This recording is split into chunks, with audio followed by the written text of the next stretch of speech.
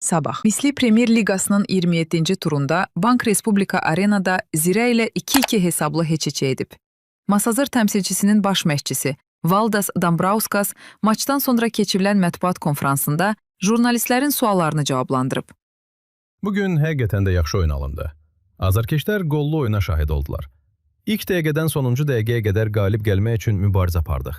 90 dəqiqə ərzində öz oyun prinsiplərimizə sadiq qaldıq. Topa daha çox nəzarət edirdik.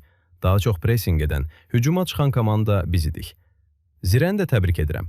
Yəqin ki, onlar bura bir xal üçün gəlmişdilər. O xalı da əldə etdilər. Rəqibin yaxşı oyun planı var idi. Öz komandamı da təbrik edirəm. Ardıcıl 3-cü maçda ilk hissədə hesabda geri düşsək də, özümüzdə cəsarət tapıb oyunu bərabərləşdiririk. Bugün hər iki hissədə çoxlu qol fürsətlərimiz oldu. İkinci yarıda əlavə 3-4 dəqiqə də olsaydı, fərqlənə bilərdik. Bugün bizim günümüz deyildi. Artıq bu oyunu unudub yolumuza davam etməliyik. Sabahtan etibarən Qarabağla keçirəcəyimiz 2 qarşılaşmaya hazırlaşmalıyıq. Qarabağın bugün xal itirməsinin sizin oyununuza təsiri oldu mu? Bu barədə düşünmürəm. Dominant tərəf biz idik. Amma səhvlərimizə görə qollar buraxdıq. Bunları təhlil etməliyik. Rəqib az hücumla 2 qol vurdu. Digər komandaların nəticələrinə baxmırıq.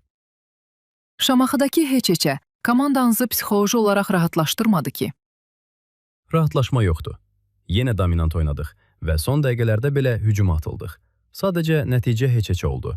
Amma daha yaxşı ola bilərik.